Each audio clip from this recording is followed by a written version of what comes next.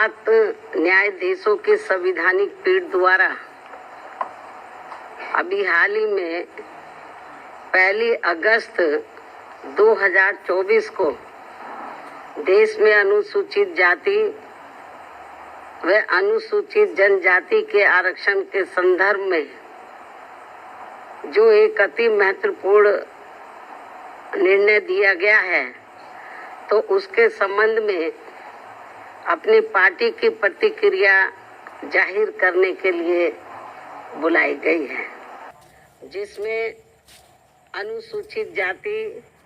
व जनजाति के लोगों को पुनः उप वर्गीकृत सब क्लासिफिकेशन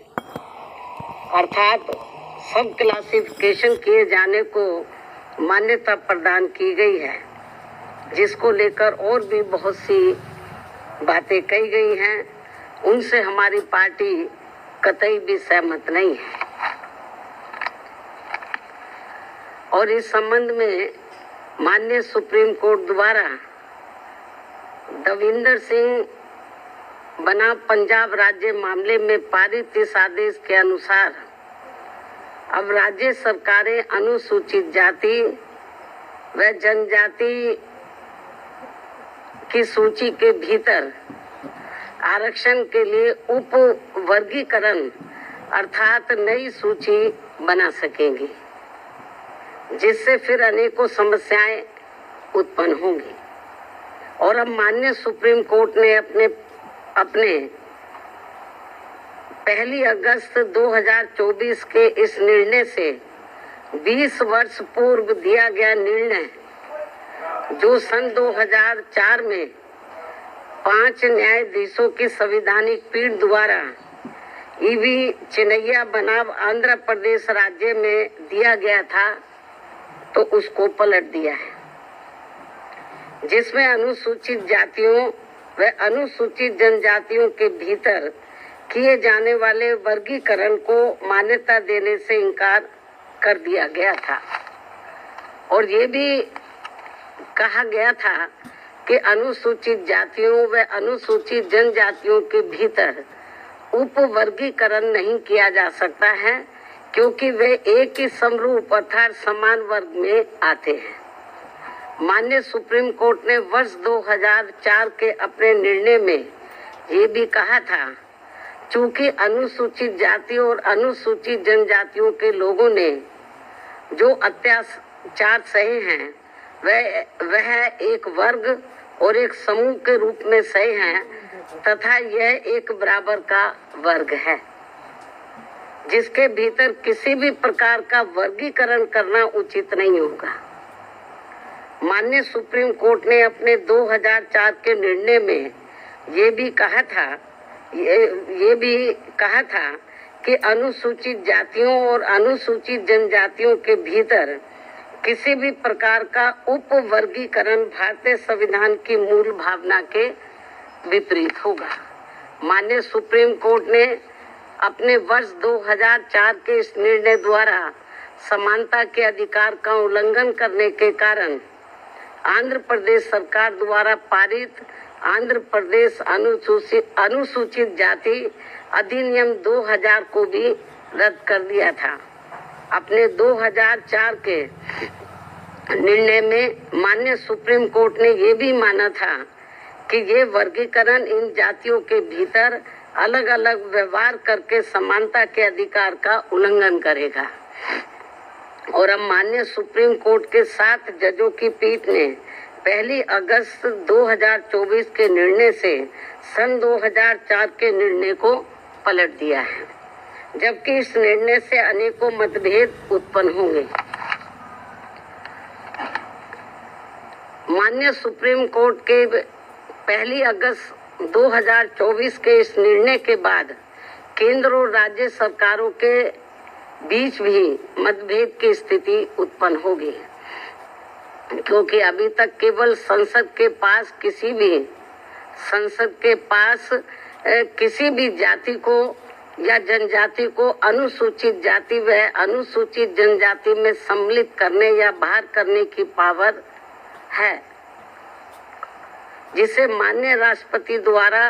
अपने आदेशों द्वारा क्रियान्वित किया जाता है और जिसे बदलने का किसी भी राज्य सरकार को अधिकार नहीं है। परंतु अब 1 अगस्त 2024 के इस निर्णय के बाद जहां जो पार्टी सत्ता में होगी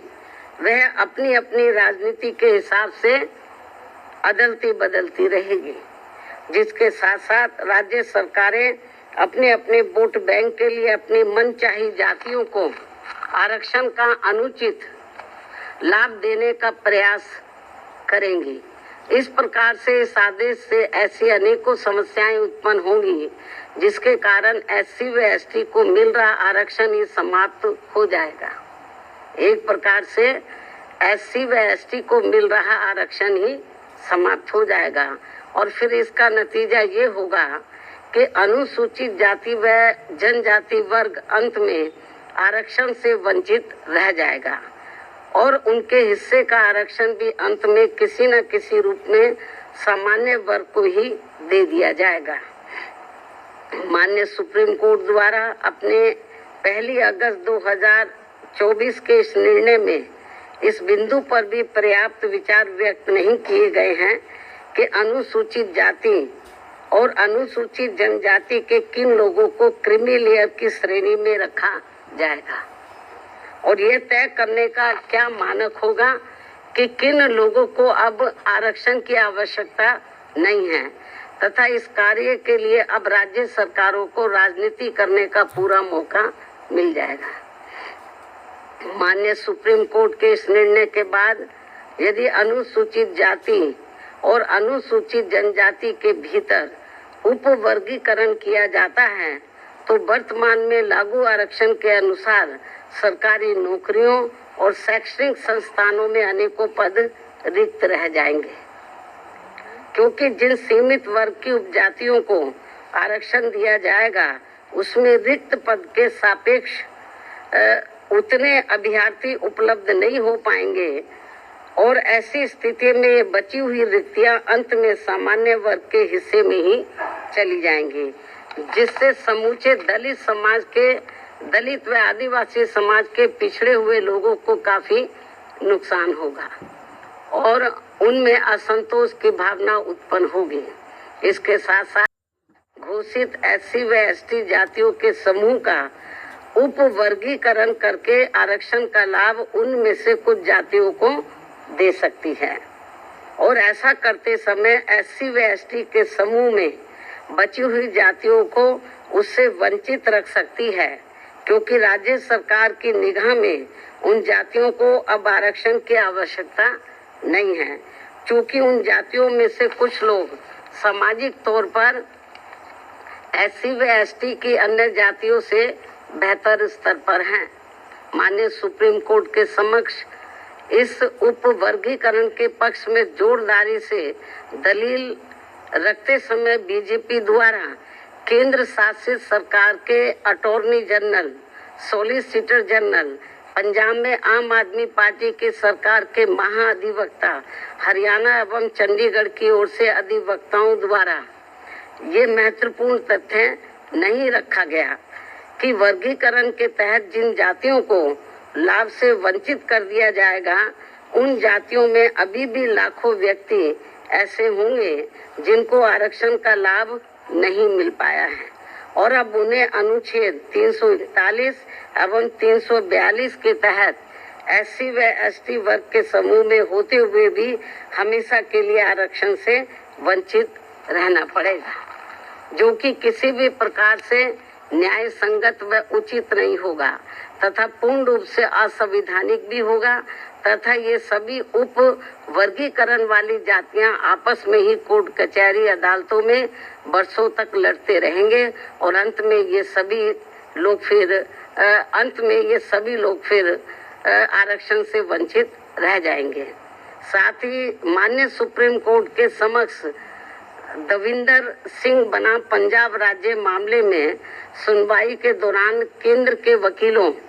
और राज्य सरकार की तरफ से भी सत्ताधारी दल के वकीलों ने ही अपना पक्ष रखा है, परंतु माननीय सुप्रीम कोर्ट के 1 अगस्त 2024 के आए निर्णय के बाद अब तक इन सरकारों ने अपना पक्ष स्पष्ट नहीं किया है, जिससे अनुसूचित जाति और अनुसूचित जनजाति के लोगों में माननीय सुप्रीम कोर्ट के निर्णय को लेकर काफी भ्रांति की स्थिति बनी हुई है। माननीय सुप्रीम कोर्ट के समक्ष सुनवाई के दौरान समाजवादी पार्टी के वरिष्ठ राज्यसभा सांसद, जो कि वरिष्ठ अधिवक्ता भी हैं, तथा इनके साथ साथ बीजेपी ने केंद्र में अपनी सरकार की ओर से माननीय अटॉर्नी जनरल व सॉलिसिटर जनरल तथा कुछ राज्य सरकारों के वकीलों द्वारा, उसमें भी खासकर आम आदमी पार्टी की पंजाब सरकार की ओर से पंजाब के एडवोकेट जनरल, हरियाणा एवं चंडीगढ़ में बीजेपी की ओर से उनके वकीलों द्वारा उप वर्गीकरण के पक्ष में तथ्यों को तोड़ मरोड़ कर प्रस्तुत करते हुए बाबा साहब डॉक्टर भीमराव अम्बेडकर द्वारा संविधान सभा में लंबे विचार विमर्श के बाद बनाए गए आरक्षण के सिद्धांतों के साथ छेड़छाड़ करने का कार्य किया गया है, जो कि आरक्षण को पूरी तरह समाप्त करने की मानसिकता के साथ उठाया गया ये गंभीर कदम है।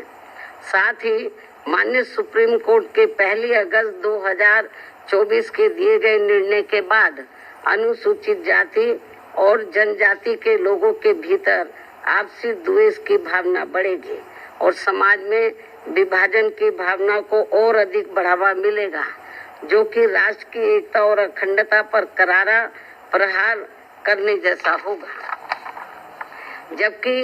अनुसूचित जाति व जनजाति कोई साधारण जाति नहीं है, ये केवल भारतीय संविधान के अनुच्छेद 341 व 342 की अधिसूचना के जरिए अस्तित्व में आई है और यह अनुसूचित जातियों व जनजातियों का एक मिश्रण है और एक बार अधिसूचित होने के बाद फिर यह एक समरूप समूह बन जाता है।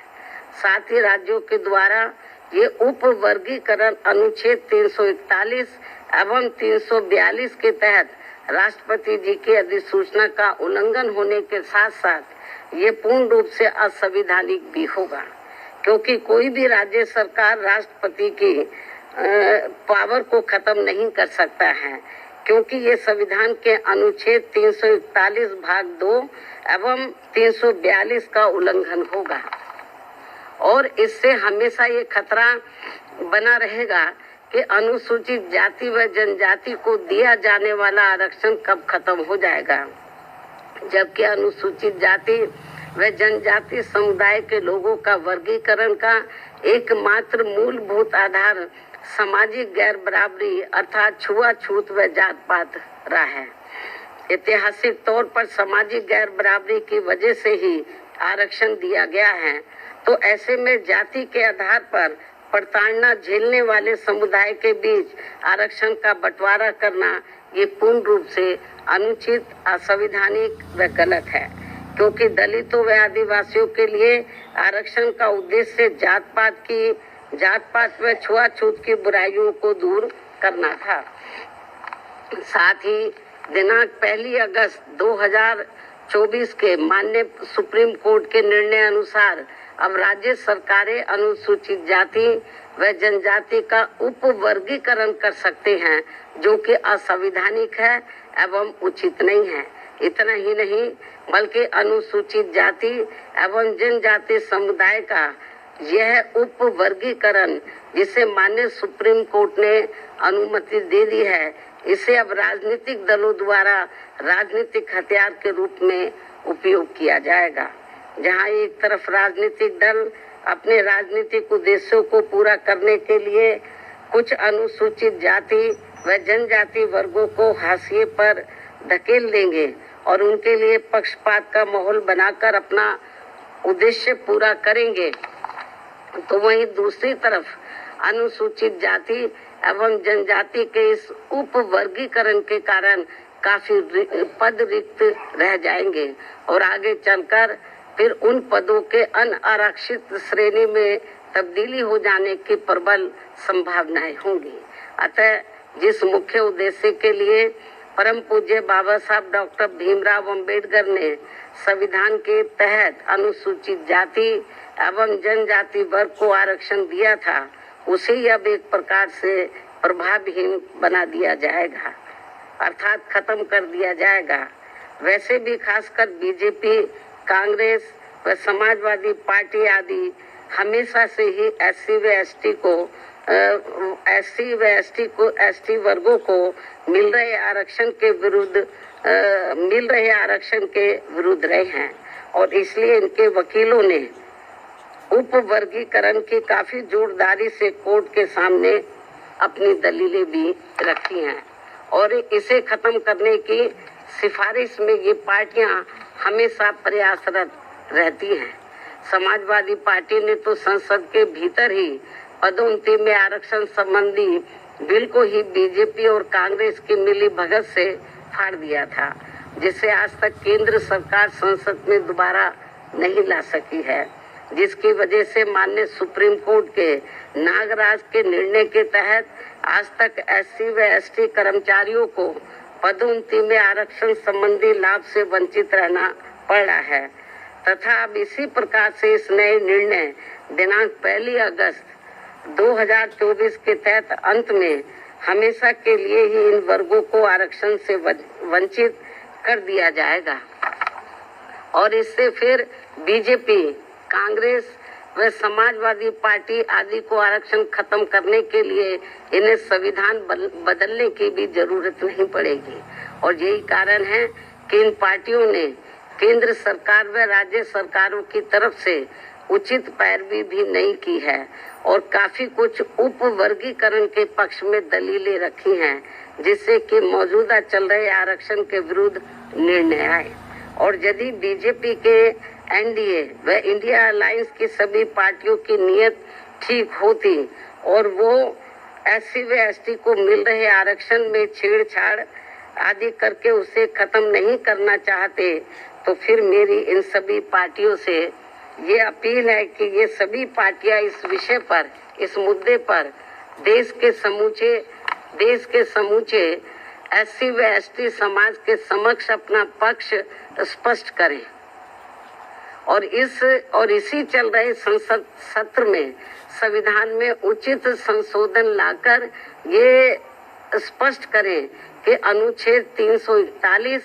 व 342 के तहत माननीय राष्ट्रपति द्वारा घोषित एससी व एसटी जातियों के संबंध में भविष्य में किसी भी प्रकार की छेड़छाड़ व उपवर्गीकरण करने का अधिकार किसी को भी नहीं होगा तथा इन सभी जातियों को आरक्षण प्राप्त होने के लिए एक समूह के रूप में ही देखा जाएगा। ये इनको संशोधन संविधान में उचित संशोधन विधेयक इनको लाना चाहिए और ये सब लाकर इनको संविधान की 9वीं अनुसूची में इसको शामिल करना चाहिए ताकि फिर भविष्य में कभी भी जो एससी एसटी का आरक्षण है उसके साथ किसी भी प्रकार का कोई छेड़छाड़ आदि ना हो सके। हालांकि ये जो अब नौबत आई है, ये नौबत नहीं आती यदि इसको बहुत पहले ही संसद द्वारा संविधान की 9वीं सूची में डाल दिया जाता। हमारी पार्टी ने लोकसभा के अंदर भी और राज्यसभा में भी इस मामले को अनेकों बार उठाया है, लेकिन इसको टाल दिया गया क्योंकि जब बीजेपी पावर में रहती है वो भी इसको टाल मटोल करती है इस मामले को, कांग्रेस पावर में रहती है तो वो भी इस मामले को टाल मोल कर देती है। इससे स्पष्ट है कि चाहे कांग्रेस हो, बीजेपी हो या अन्य पार्टियां हो, उनकी वीकर सेक्शन के मामले में, खासकर दलितों व आदिवासियों के मामले में अभी इनकी जातिवादी सोच बदली नहीं है। मुझे नहीं लगता है कि ऐसा कुछ ये पार्टियां कर पाएंगी। इसके साथ साथ मेरी इस देश के सभी अनुसूचित जाति व अनुसूचित जनजाति वर्गों के लोगों से ये खास अपील भी है कि इस समय इस निर्णय से उत्पन्न स्थिति को अपने व अपने बच्चों के भविष्य तथा अपने संवैधानिक अधिकारों को नुकसान होने से बचाने के उद्देश्य से तथा बाबा साहब डॉक्टर भीमराव अम्बेडकर के द्वारा अपने अथक प्रयासों से इन वर्गों को जो संवैधानिक अधिकार दिलाए गए हैं, तो उन्हें खत्म होने से बचाने के लिए इस स्थिति को अपने लिए एक आपातकालीन की स्थिति समझते हुए इन्हें एकजुट होना पड़ेगा तथा मात्र अपने अपने राजनीतिक स्वार्थ व दबाव से प्रेरित न होकर यहाँ सभी राजनीतिक पार्टियों के ऊपर दबाव डालकर उचित संवैधानिक संशोधन लाने के लिए मजबूर करना पड़ेगा। इस खास अपील के साथ ही अब मैं माननीय सुप्रीम कोर्ट से भी ये पुरजोर अपील करती हूँ कि वे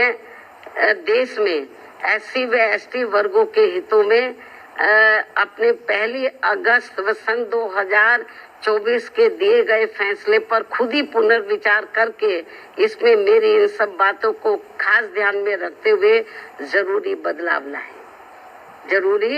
बदलाव लाए, तब्दीली लाए, वरना इन वर्गों में से आरक्षण के पात्र लोगों को बड़ा भारी नुकसान हो जाएगा। इस खास अपील के साथ ही अब मैं अपनी बात यही समाप्त करती हूँ। धन्यवाद। जय भीम व जय भारत।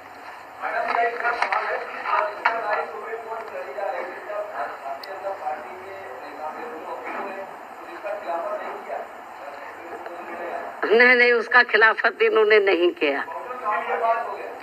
वो पूरा उन्होंने तो बल्कि इस मामले में वो ऐसी दलीलें रखते रहे कि जिससे माननीय सुप्रीम कोर्ट को ये फैसला देने में उनको और मदद मिल गई। चाहे तो कांग्रेस की ओर से वकील खड़े हुए या सरकार की ओर से खड़े हुए हो, इन्होंने एक प्रकार से माननीय सुप्रीम कोर्ट की मदद ही की है इस मामले में। तो इससे जाहिर हो जाता है कि इनकी इंटेंशन सही नहीं है और ये लोग SC और ST को जो रिजर्वेशन मिल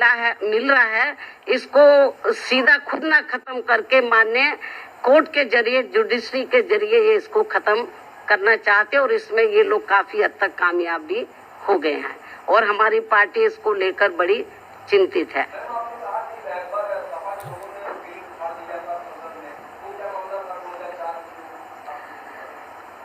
जो SC ST का पदोन्नति में जो आरक्षण का मामला था तो वो लगभग खत्म सा हो गया था। उसको प्रभावी बनाने के लिए हमारी पार्टी ने उस समय सेंटर में कांग्रेस की सरकार थी, उनके ऊपर दबाव बनाया कि आप इसमें संशोधन विधेयक लाइए और पदोन्नति में आरक्षण को पुनः प्रभावशाली बनाया जाए। जब ये बिल लाया गया तो कांग्रेस नहीं चाहती थी कि SC ST वर्गों के कर्मचारियों को पदोन्नति में आरक्षण का लाभ मिले। तो कांग्रेस उस समय पावर में थी, तो कांग्रेस और बीजेपी खुद ना आगे आकर उन्होंने समाजवादी पार्टी के जो सांसद है उनको आगे किया और उनकी मिली भगत से उन्होंने इस बिल को फाड़ा और इस बिल को पास नहीं होने दिया और अभी तक ये बिल पास नहीं हुआ है। कोई आपकी पार्टी इसके फैसले के खिलाफ कोई आंदोलन, कोई अभियान? नहीं, अभी आंदोलन मैं आपको जो बताया ना कि हम लोग तो बीजेपी कांग्रेस को ही कोस सकते हैं क्योंकि इनके वकीलों को सही पैरवी करनी चाहिए थी, सरकार को सही पैरवी करनी चाहिए थी। हमने माननीय सुप्रीम कोर्ट से मीडिया के माध्यम से हमने उनसे अपील की है आज कि वो अपने इस फैसले पर पुनर्विचार करें, इस फैसले को बदले, वरना इस देश में जो करोड़ों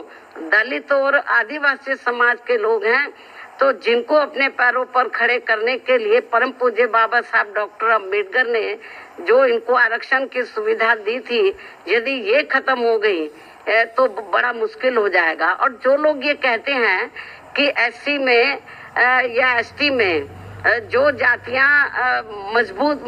हर मामले में आर्थिक तौर पर मजबूत हो गई हैं, तो उसमें से मैं समझती हूँ मुश्किल से 10 या 11%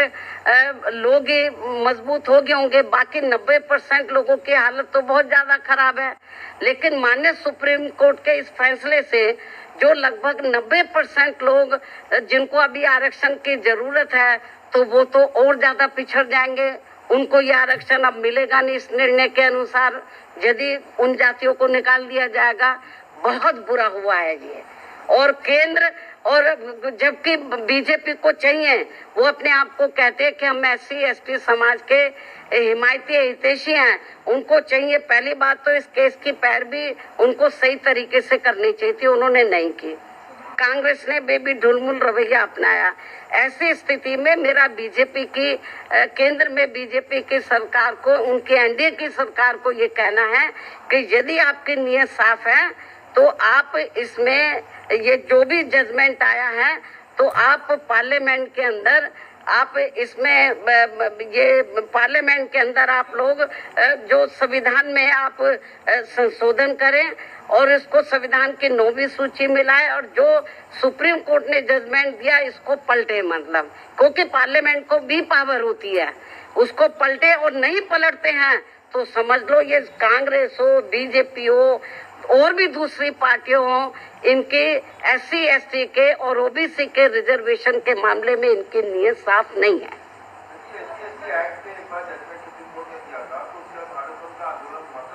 अभी आप रिजर्वेशन की बात करो, विषय को डाइवर्ट मत करो। बहन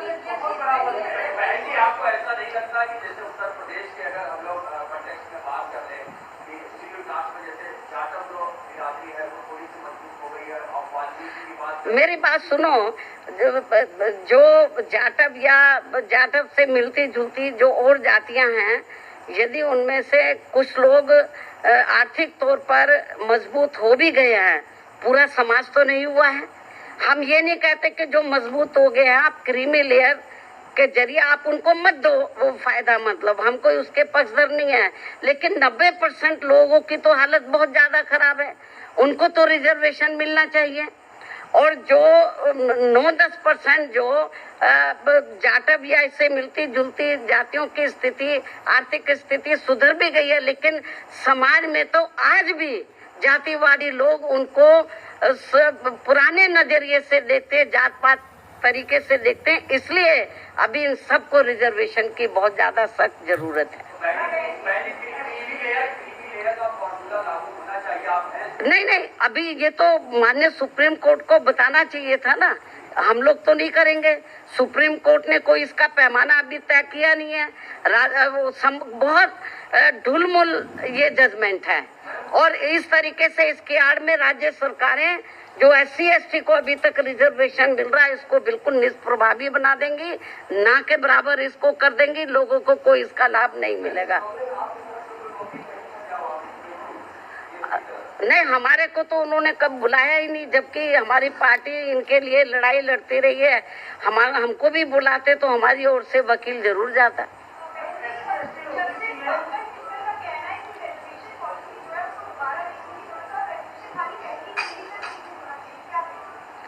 भाई मैं आपको बताया कि ठीक है, आप आर्थिक नहीं, जो SC/ST के लोग हैं